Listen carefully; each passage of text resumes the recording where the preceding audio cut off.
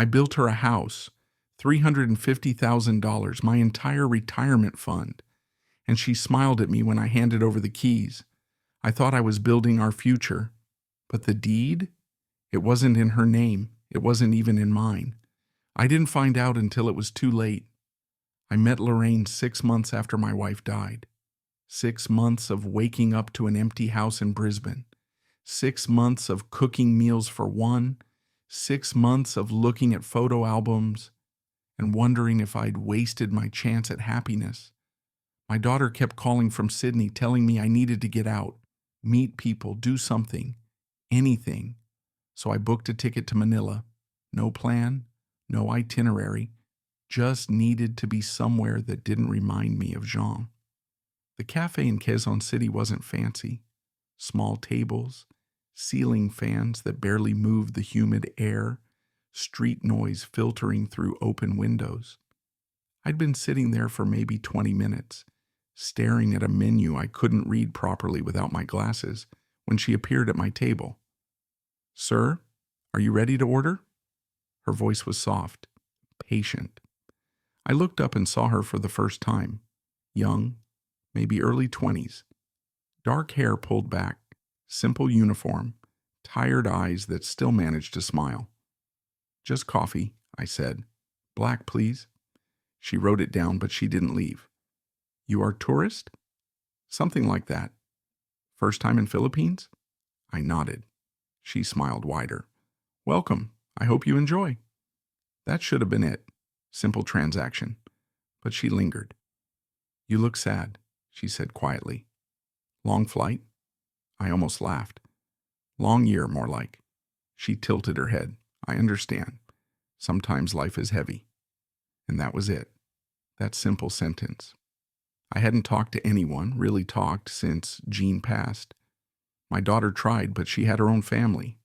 My mates back home didn't know what to say. Everyone just kept their distance, like grief was contagious. But this girl, this stranger in a cafe halfway around the world, she looked at me like she actually saw something. "I'm Lorraine," she said. "Gavin." "Nice to meet you, Gavin. I bring your coffee now." She brought the coffee. Then she brought me a small plate of pandesal, on the house, she said. When I finished, she asked if I was staying nearby. I told her about the hotel, 3 blocks away. She said if I came back tomorrow, she'd recommend some good Filipino dishes. Real food, not tourist food. I came back the next day, and the day after that. Each time, Lorraine would sit with me for a few minutes between orders, asking questions. Where was I from? What did I do? What brought me to Manila? I told her about telecommunications work, about retirement, about how empty the house felt back home. I didn't mention Jean. Not yet. "You are engineer?" she asked on the 3rd day, eyes bright. "That's amazing. You must be very smart." I shrugged. "Smart enough to follow manuals and fix things when they break." "Still, that's real skill. Me, I only finished high school. I want to study nursing, but..." She looked down. "It's expensive. My family, we don't have much money." She said it without asking for anything, just stated it like a fact. Her mother had diabetes, needed medicine. Her younger brother wanted to go to university. The roof of their house leaked when it rained. These were just details of her life, shared the way you might talk about the weather. "Why nursing?" I asked. Her face changed, brightened. "Because I like to help people, take care of them, make them feel better. Like my mother, she needs so much care now. I wish I knew more, how to really help her properly." "That's a good reason," I said. She smiled. "You think so?" "I know so." That night, lying in my hotel room, I realized I'd smiled more in 3 days than I had in 6 months. Lorraine made me feel like someone worth talking to, not just some lonely old widower, an actual person with stories and experience and maybe even something to offer. I extended my stay in Manila. 1 week became 2, 2 became 3. Every morning I'd go to that cafe, and Lorraine would sit with me whenever she could. She told me about her dreams, her family, her small apartment in Quezon City that she shared with her mother and brother. She never asked for anything, never hinted. She just listened when I talked about Jean, about the guilt I felt over being relieved sometimes, about how I didn't know what to do with the rest of my life. "You are a good man, Gavin," she told me one afternoon. "Your wife, she was lucky to have you. I'm not sure about that. I am sure, I can tell. You have kind heart." One evening, after the cafe closed, she invited me to meet her family. "Just simple dinner," she said. "My mother, she wants to thank you. I told her about you, how nice you are to me. She cooks very good adobo." I met them in a small house down a narrow street. Her mother was maybe 50, thin, moving slowly. Her brother was 17, quiet, studying for exams. They welcomed me like I was somebody important. Her mother kept piling food on my plate, apologizing it wasn't better. The roof did leak. I could see the water stains on the ceiling. The furniture was old, held together with hope and wire. But they were warm, real. They didn't treat me like a walking wallet. They just treated me like a guest, like family almost. After dinner, Lorraine walked me back to the main road to catch a taxi. "Thank you for coming," she said. "My mother, she really liked you. I liked her too, your whole family." She was quiet for a moment. Then, "Gavin, can I ask you something?" "Of course." "Why you stay in Manila so long? Don't you have home to go back to?" I looked at her, really looked at her, and I realized the truth. "I don't feel as alone here." She reached out and squeezed my hand, just for a second. "You don't have to be alone, Gavin. Maybe you can stay longer." I stayed. I moved out of the hotel and rented a serviced apartment. Something with a kitchen, a living room, space, for more than just sleeping. Lorraine started spending more time with me. After her shifts, she'd come over. We'd watch movies, talk for hours, cook together. She taught me how to make proper Filipino breakfast. I taught her how to use the espresso machine I'd bought. It felt natural, easy, like maybe this was what I'd been missing all along. One night, about 2 months after we met, she fell asleep on my couch. I didn't want to wake her, so I covered her with a blanket and let her rest. When she woke up in the morning, she looked embarrassed. "I'm sorry. I didn't mean to stay." "It's fine. You were tired." She sat up, rubbing her eyes. "Gavin, can I tell you something?" "Always." "I feel safe with you, like really safe. I never felt this before." My chest tightened. "I feel the same." "You do?" I nodded. She moved closer. "Then maybe I can ask, can I stay here? Not forever, just until I figure things out?" "You can stay as long as you want." She kissed me, soft, tentative. I kissed her back. It felt right, maybe too right, but I didn't question it. For the first time in a year, I felt alive. Lorraine moved in the next week. She quit her job at the cafe. I told her she didn't have to work anymore. I could support her. She cried when I said that. "You are too good to me," she whispered. "I don't deserve this. You deserve everything." We fell into a routine. She'd wake up early, make breakfast, clean the apartment even though I told her she didn't have to. In the afternoons, we'd explore Manila together. Markets, museums, parks. She showed me her city through her eyes. In the evenings, we'd cook dinner together, watch TV, talk about the future. "I still want to study nursing," she said one night. "Not now, but someday." "Why not now?" She looked surprised. "It's expensive, Gavin. I can't ask you for that." "You're not asking. I'm offering." "But the tuition, the books, everything, it's too much." I took her hand. "Lorraine, I spent 40 years working. I saved well. I have more money than I need. If you want to study nursing, then study nursing. Let me help." She started crying. Full tears, shaking shoulders, the works. "I can't believe you. You are angel. I'm just a man who cares about you." "No, you are more than that. You are everything." That night, lying in bed, she said something that changed everything. "Gavin, do you ever think about what it would be like to have a real home here, not rented, Something that's ours? Sometimes. I dream about it. A house with a garden, space for family to visit, maybe a porch where we can sit in the evenings. Something real. I didn't say anything, but the seed was planted. The next morning, I started researching. Property prices in Manila, land ownership laws, building costs. That afternoon, I called Mark back in Brisbane. Mark was my oldest mate, known him for 30 years, worked together for 20. Mate, I need your honest opinion, I said after the usual greetings. About what? About buying property here, in Manila. Silence. Then, you're serious. I am. Gavin, have you lost your mind?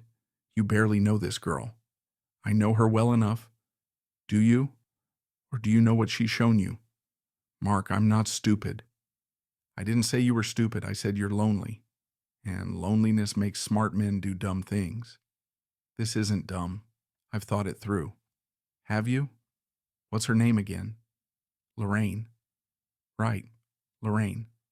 How old is she? 22. Jesus Christ. She's younger than your daughter. Age doesn't matter when you connect with someone. It matters when you're talking about buying property with her. Mate, you sure about this? I was getting angry now. Yes, I'm sure.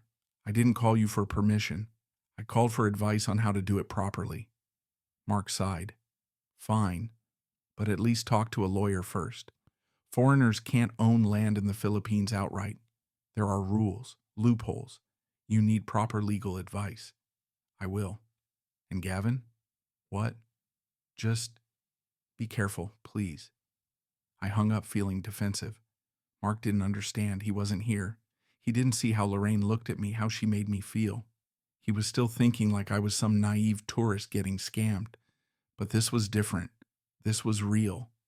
That evening, I told Lorraine about my research. She looked shocked. You are really thinking about this? I am. I want to build you something permanent. But Gavin, that's so expensive. You don't have to do that for me. I want to. I want us to have a real home here. She threw her arms around me. I can't believe this. I can't believe you. Believe it. We're going to build something beautiful. She pulled back, eyes shining. My uncle Tito Irwin, he knows about construction, about permits and contractors. Maybe he can help? That would be great. I call him tonight.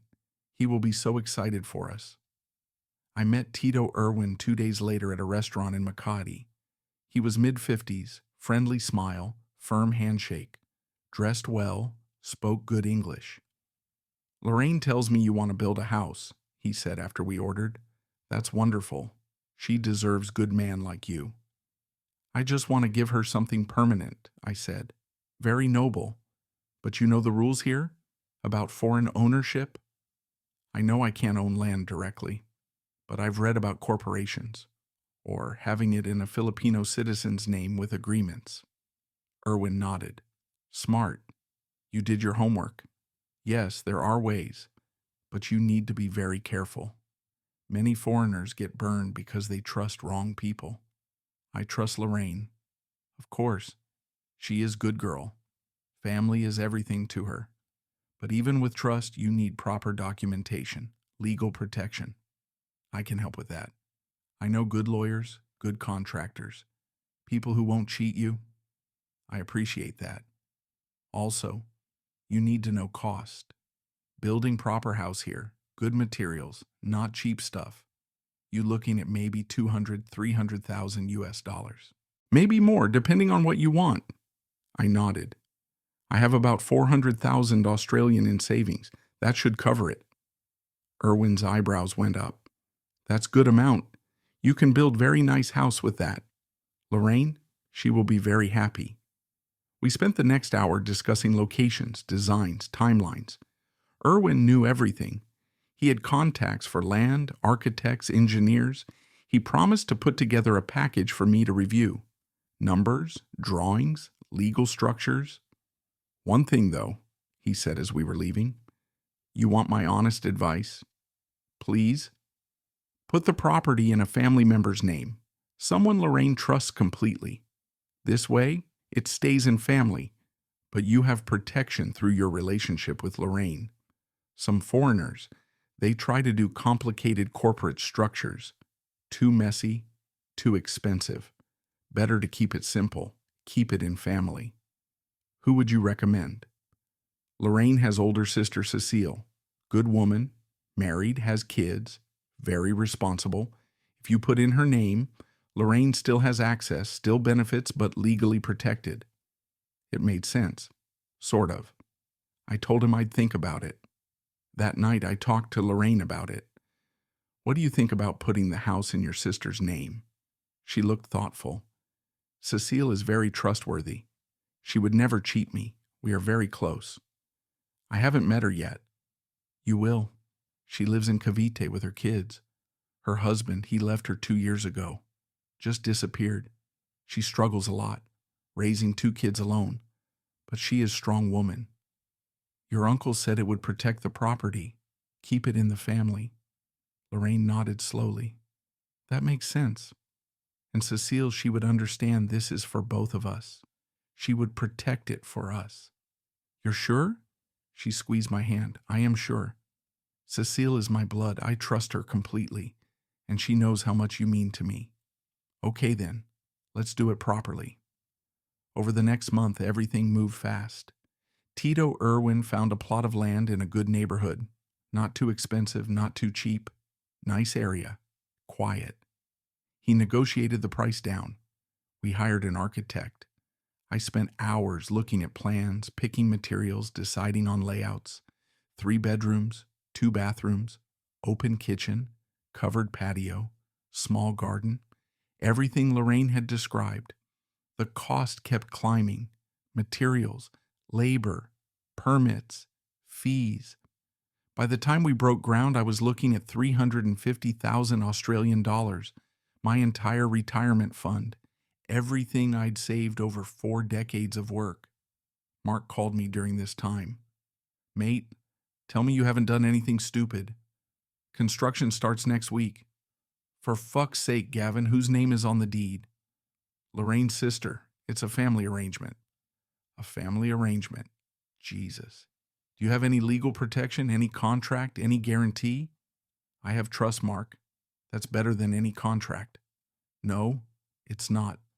Trust doesn't hold up in court when things go sideways. Nothing's going to go sideways. You don't know that.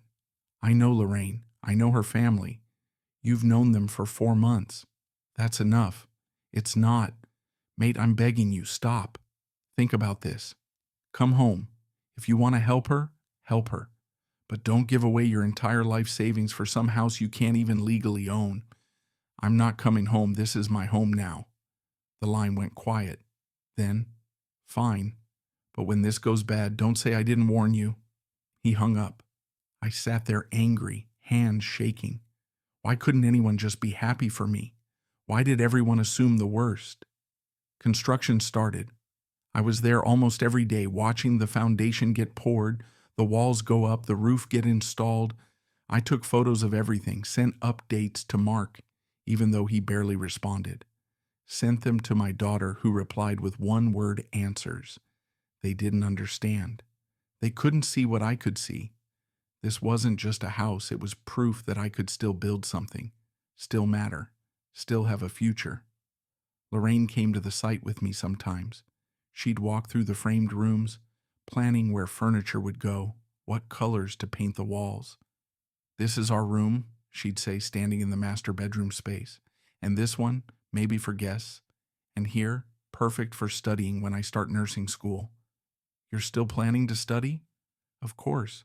That's still my dream. This house, it doesn't change that. It makes it possible. Now I have space to focus, space to have quiet for studying. She kissed me, there in the dusty, half-built house. Thank you, Gavin, for believing in me, in us. I believed. God help me. I believed completely. 2 months into construction, Lorraine introduced me to Cecile. We met at a shopping mall in Manila. Cecile was older, maybe late 20s, tired looking, 2 kids hanging off her arms. She smiled when she saw me, but it didn't quite reach her eyes. "So, you are Gavin," she said. "Lorraine talks about you constantly. Good things, I hope. Very good things. She is very lucky to have you." We had lunch together. The kids were loud, demanding. Cecile kept apologizing. I told her it was fine. She asked about the house, about the construction timeline, about the plans. She seemed genuinely interested, but also distant somehow, like she was being polite but not really engaged. After lunch, Lorraine and Cecile went to talk privately for a few minutes. I stayed with the kids, buying them ice cream. When they came back, Lorraine was smiling. Cecile looked more relaxed. "Everything okay?" I asked. "Everything is perfect," Lorraine said. "Cecile understands the arrangement. She is happy to help us." "I am happy to help," Cecile echoed, but her voice was flat. The next week, Tito Irwin brought the paperwork. Deed of sale, land title transfer. Pages and pages of legal documents, half in English, half in Filipino. He walked me through it, explaining each section. The land was being transferred to Cecile's name. As the legal owner, she'd be responsible for taxes and maintenance, but with the understanding that the property was being built for Lorraine's use. "Is there anything in writing about that understanding?" I asked. Irwin hesitated. "We can draft a side agreement if you want. But honestly, these family arrangements work better on trust than paper. Too many legal documents, it creates problems. Family starts thinking like lawyers instead of family." "But what if something happens?" "Like what?" "I don't know. What if Cecile decides to sell it? What if she kicks Lorraine out?" Irwin laughed. "These are sisters, blood. They would never do that to each other. You worry too much." I looked at Lorraine. She was sitting next to me, hand on my arm. "Gavin, do you trust me?" "Of course I do." "Then trust my sister. Trust my family. We would never hurt you. You are part of us now." I signed the papers, all of them. Transfer documents, construction contracts, payment schedules. My hand was shaking the whole time, but I told myself it was just excitement. That night, alone in the apartment while Lorraine visited her mother, I sat with a glass of whiskey and looked at the copies of the documents. My name appeared nowhere except as the financier. The construction company would be paid from my bank account, but the house itself belonged to Cecile, legally, completely. I poured another whiskey. The next morning I woke up to Lorraine making breakfast. Pancakes, eggs, fresh mango. She was singing happy. When she saw me, she rushed over and hugged me. "Good morning, my love." "Morning? You sleep okay?" "Fine." She studied my face. "You are worried about something." "Just thinking." "About the house?" I nodded. She sat down next to me, took my hands. "Gavin, listen to me. I know this is scary. You are putting so much trust in people you barely know. But I promise you, we will take care of you. This house, it is for us, for our future. My sister, she understands that. She would never take it away. She would protect it for us." "You're sure?" "I am completely sure. She is my sister. I trust her with my life. And now I am trusting her with our life together. Please, don't worry." I wanted to believe her. I needed to believe her. So I pushed the doubts down and focused on the construction. The house was taking shape. Beautiful. Modern. Everything I'd envisioned. I spent $350,000 and it showed. Quality materials, skilled workers. This wasn't some cheap build. This was a real home. But something started changing around month 4 of construction. Lorraine became different, distant. She stopped coming to the site with me. When I asked why, she'd say she was busy with family stuff. Her mother needed her. Her brother had exams. Tito Irwin needed help with something. "Are you okay?" I asked her one evening. "I am fine. Why?" "You seem far away lately." "I am not far away. I am right here." But she wasn't. "Not really," she started. "Staying out late. coming home after I was asleep. In the morning, she'd be gone before I woke up. When I tried to talk about it, she'd get defensive. "Why you always questioning me?" she snapped one night. "Why you don't trust me?" "I do trust you. I'm just worried." "About what?" "About us. You're pulling away." "I am not pulling away. I am just busy. You don't understand. I have responsibilities, family, things you can't help with." "Then let me help." "You are helping. You are building us a house. That is huge help. But I still have my own life, Gavin, my own family, my own things to deal with. I know that. Do you? Because it feels like you want me to be with you every second, like I can't have my own space. That's not what I want." "Then what do you want?" "I just want things to be how they were." She softened, came over and sat next to me. "Gavin, we are fine. I promise. I am just stressed. The house, my mother's health, my brother's education. It's a lot. But I love you. That hasn't changed." "You're sure?" "I am sure." She kissed me, but it felt different, mechanical, like she was going through motions. The house was 90% complete when Mark video called me. I almost didn't answer. We hadn't talked in weeks, but I picked up. His face appeared on the screen, concern written all over it. "Mate, how are you?" "Fine." "You don't look fine." "I'm just tired. Construction is almost done." "Yeah, about that." "Whose name is on the deed?" "We already discussed this." "Humor me." "Cecile's, Lorraine's sister." Mark was quiet for a long moment. "And you're okay with that?" "It's the only legal way." "It's not the only way. There are proper structures, corporations, usufruct agreements, legal protections. Those are complicated, expensive. More expensive than losing $350,000? I'm not going to lose it." "How do you know?" "Because Lorraine loves me. Because her family wouldn't do that." "Mate, listen to yourself. You sound like every other bloke who got taken. They all said the same thing. They all trusted. They all lost everything." "I'm not every other bloke." "No, you're worse. You're smart enough to know better." I felt anger rising. "What do you want me to say, Mark? That I made a mistake? That I'm an idiot?" "I want you to be honest with yourself. When's the last time Lorraine acted like she actually loved you?" The question hit hard. I couldn't answer. "That's what I thought," Mark said quietly. "Mate, come home. Before it's too late." "It's already too late. The house is done. The money's spent."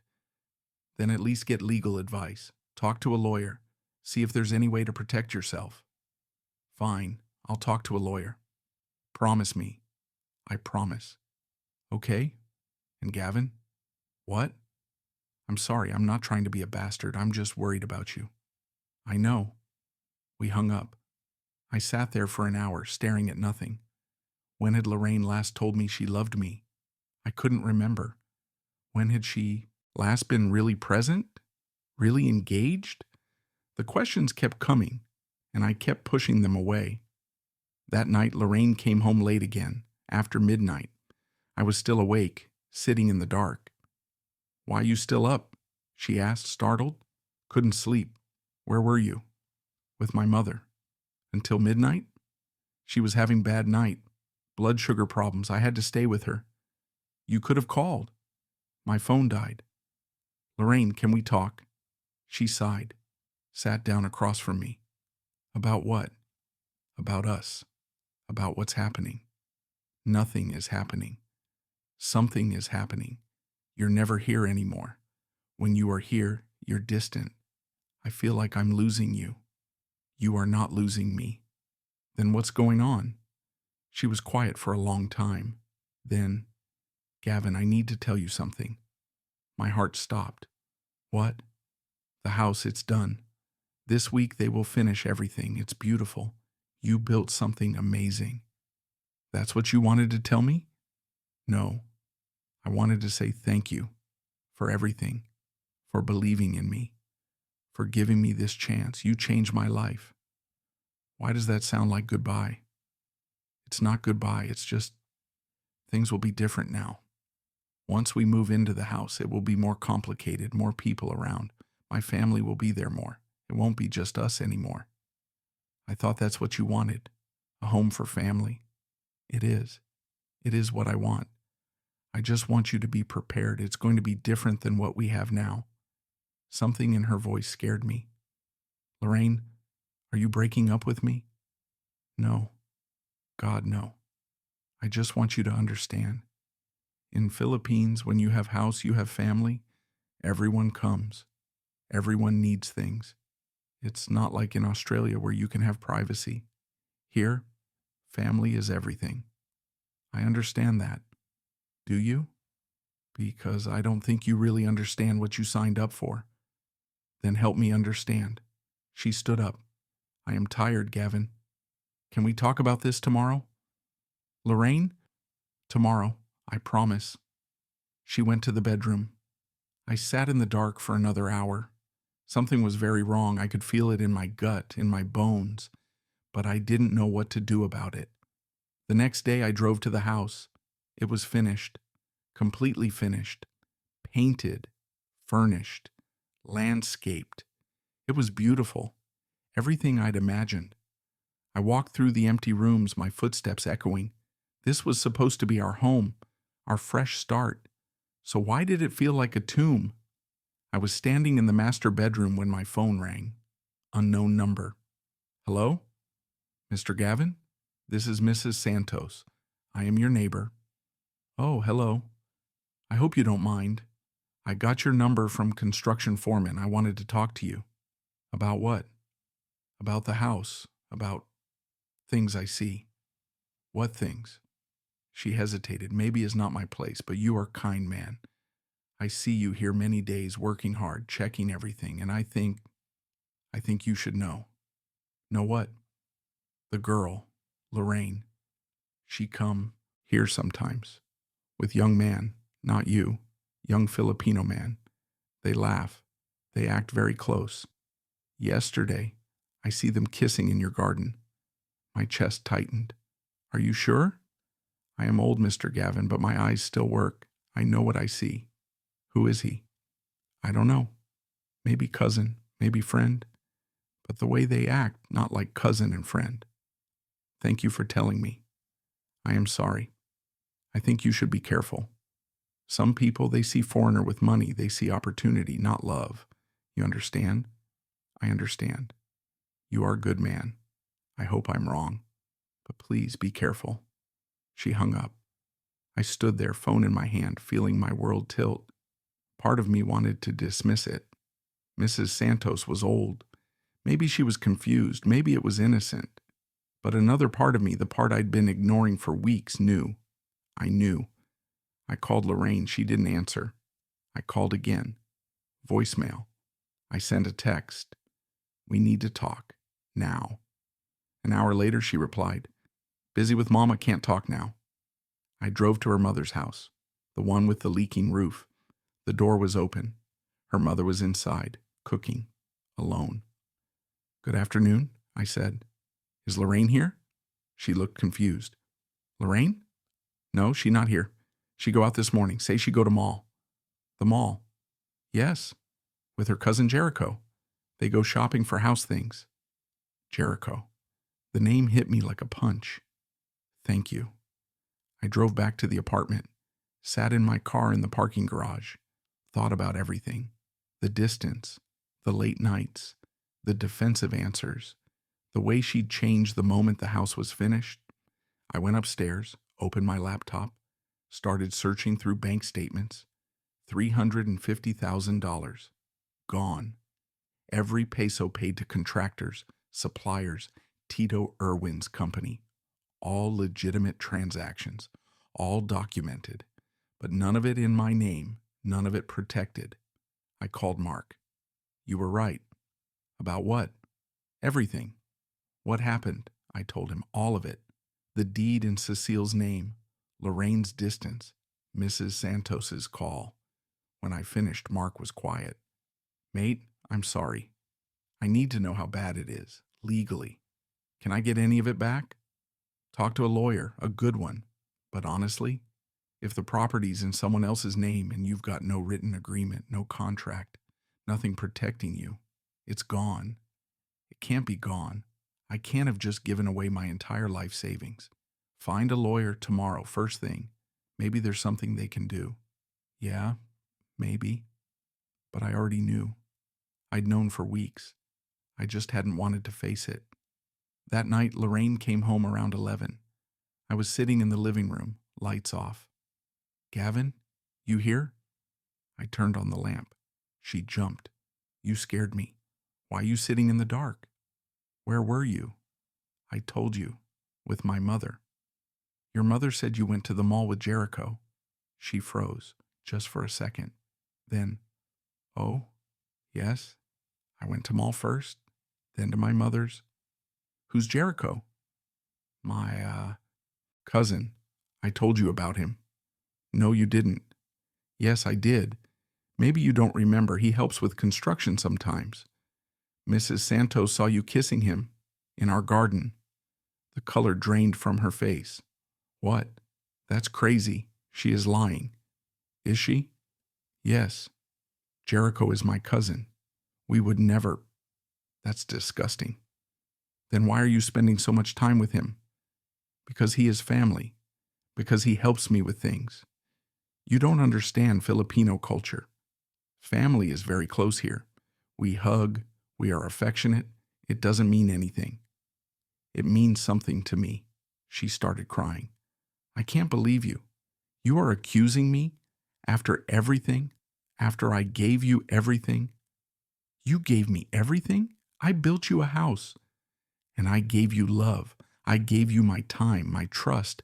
I moved in with you. I left my job. I made you my whole life. And now you don't trust me? Lorraine, no. You know what? If you don't trust me, maybe this won't work.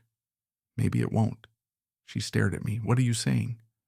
I'm saying I need the truth. Who is Jericho? What's going on?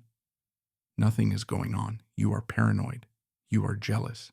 You are like every other foreigner who comes here and thinks every Filipina is trying to scam him. Am I wrong? The question hung in the air. She didn't answer. Instead, she grabbed her purse. I am going to stay at my mother's. Call me when you calm down. She left. The door slammed. I sat there until dawn, not moving. The next morning, I found a lawyer through an expat forum, attorney Ricardo Robles. His office was in Makati, small but professional. He listened to my story without interrupting.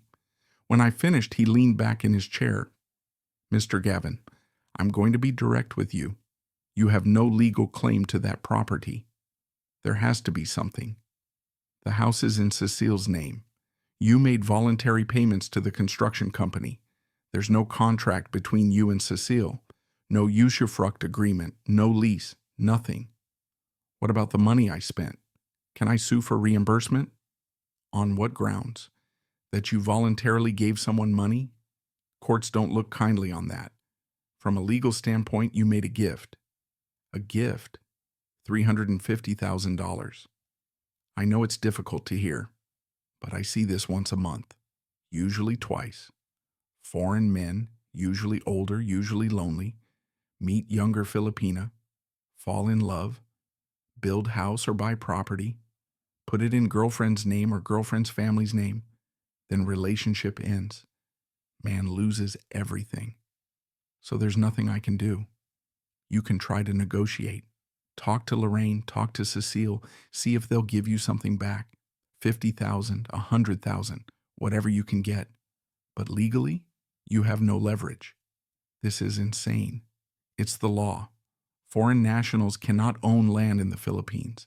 The system is designed to protect Filipino land from foreign ownership. Unfortunately, it also creates opportunities for exploitation. So, I'm just screwed. I'm sorry, Mr. Gavin, but yes, unless you have a written agreement I haven't seen, you are, as you say, screwed. I paid him 2,000 pesos for the consultation, walked out into the Manila heat feeling numb. Everything I'd saved, everything I'd worked for, 40 years of telecommunications work, gone. For what? For a house I couldn't live in. for a relationship that was falling apart, for a woman who might have never loved me at all. I went to the house one more time, parked outside the gate. Mrs. Santos was in her yard. She saw me, waved sadly. I waved back.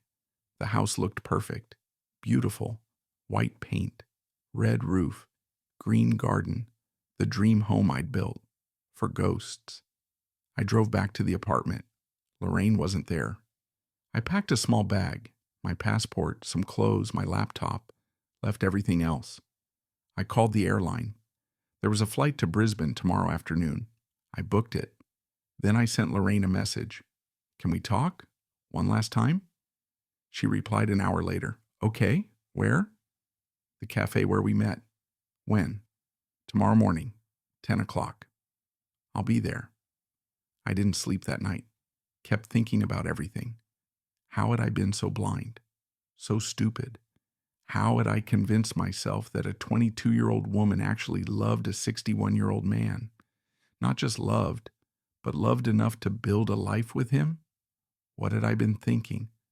But I knew what I'd been thinking. I'd been thinking that maybe, just maybe, I could be happy again. That maybe I didn't have to spend the rest of my life alone. That maybe someone could want me, not for what I could provide, but for who I was. I'd been thinking like a fool. I got to the cafe at 9:45, ordered black coffee, sat at the same table where I'd met her. The waitress was different, young, maybe 18. She smiled at me the same way Lorraine had. I didn't smile back. Lorraine arrived at 10 on the dot. She looked different, hair styled, new clothes, new phone. She sat down across from me like we were strangers. You wanted to talk, she said. I did. So talk. I looked at her, really looked at her. Who are you? What do you mean? I mean, who are you really? Because I thought I knew. But I didn't. I don't. She sighed. Gavin, I'm the same person I've always been. Are you? Because the Lorraine I met was sweet, kind, grateful. The woman sitting in front of me now is cold. Maybe you just see me clearly now. Maybe. So tell me the truth. Was any of it real? She was quiet for a long moment. Some of it was real. Which parts? In the beginning, I liked you. I really did. You were kind, generous. You made me feel special. But you didn't love me. I tried to love you. That's not the same thing. No, it's not. What about Jericho? She looked away. Jericho is complicated. Is he your cousin? Distant cousin, but also more than that. How long? Since before I met you. The words hit like a physical blow. So the whole time. Not the whole time. In the beginning, I broke it off with him. I thought maybe I could make it work with you. But then I realized I couldn't. When did you realize that? Around the time the house was halfway built. But you kept pretending. What was I supposed to do? Tell you the truth and watch the house not get finished? My family needed that house, Gavin. My sister needed security. My mother needed a better place to live. Jericho and I needed a future. So you used me. I gave you what you wanted. You wanted to feel needed, to feel important, to feel loved. I gave you that. You gave me lies. I gave you what you paid for. The words hung in the air between us, cold, final, true. Did you ever feel guilty? I asked. She thought about it. Sometimes, mostly in the beginning. You were so sweet, so trusting. But then I remembered what Tito Irwin told me. Foreigners come here with money. They want young Filipina. They want to feel like heroes. They want to feel young again. It's a transaction, even if they don't want to admit it. You got your fantasy. We got security. Everyone wins. Except I lost everything. You lost money. That's not everything. It is when it's everything you have. She shrugged. You'll be okay. You're Australian. You'll go home, get your pension, live comfortable life. We don't have that luxury. This house, it changes everything for my family. Cecile's kids will have good schools. My mother will have proper care. Jericho and I will have a place to start our lives. You gave us that. I didn't give you anything. You took it. Does it matter? Yes, it matters. She stood up. I'm sorry, Gavin, I really am. You're a good man. But you were never really mine. You were just there when I needed you. When you needed my money. When I needed help. Yes. And you gave it. And I'm grateful. But now it's done. I need to move on. And you need to move on too. Just like that. Just like that. She turned to leave, then stopped. For what it's worth, I didn't want to hurt you. I wish there was another way. But this is life here. This is survival. One day, maybe you'll understand that. She walked out. I sat there for an hour, watching my coffee get cold. Other customers came and went. The young waitress asked if I wanted anything else. I shook my head. Eventually, I left money on the table and walked out into the heat. I went back to the apartment, called Mark. I'm coming home. Thank God. When? Flight leaves at 3. I'll pick you up from the airport. Thanks, mate. Gavin, you okay? No, but I will be. Yeah, you will. I hung up, looked around the apartment. 9 months of my life here. 9 months of thinking I'd found something real. I grabbed my bag and left. Didn't look back. The flight home was long. 13 hours to think about everything. To replay every conversation, every moment, every decision. To catalog all the red flags I'd ignored. To understand how completely I'd deceived myself. Mark picked me up from Brisbane. Airport at 6 in the morning. We hugged. He didn't say anything, just helped me with my bag and drove me to his place. You can stay here as long as you need, he said. Thanks. Gail made up the spare room. Tell her I appreciate it. We drove in silence for a while. Then Mark said, You want to talk about it? Not yet. Okay. But eventually, I did talk about it. Over the next few weeks, I told Mark and Gail everything. They listened without judgment. Just let me process it. I found a small rental apartment in Paddington.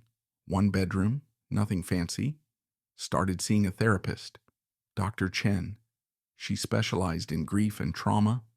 We talked about Jean, about the guilt I'd felt after she died, about how desperately I'd needed to feel useful again. You weren't in love with Lorraine, she said during our 4th session. How do you know? Because you can't tell me one real thing about her. Not what she actually wanted from life, not what her real dreams were, not who she really was. You can only tell me how she made you feel. She was right. I'd fallen in love with not being alone, with being needed, with having purpose. Lorraine had given me those things and I'd called it love. Does that make me pathetic? I asked. It makes you human. Loneliness is powerful. It makes us do things we wouldn't normally do. Make choices we wouldn't normally make. Trust people we shouldn't trust. I gave her everything. You did. And she took it without guilt. She probably rationalized it, told herself you were getting something from the arrangement too, that it was fair. Was it fair?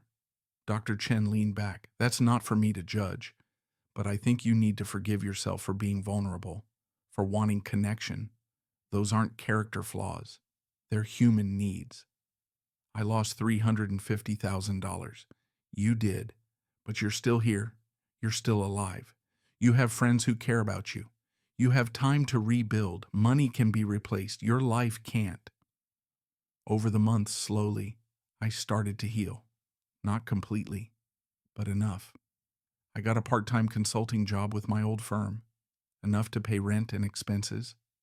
I joined a gym, started going to movies with Mark, had dinner with my daughter when she visited from Sydney. I'm proud of you, Dad, she said one night. For what? Losing all my money?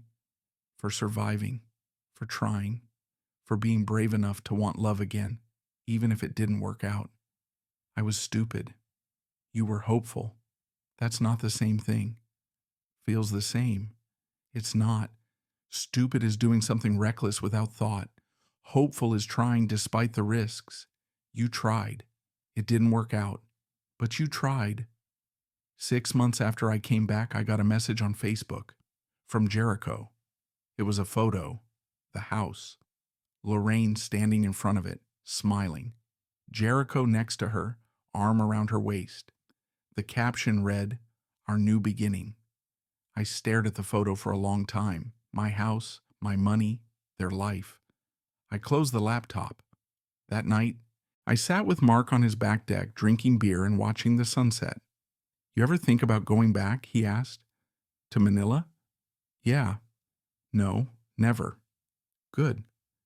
"I don't regret trying, though." "No, no. I regret how it ended. I regret being blind. I regret not listening to you.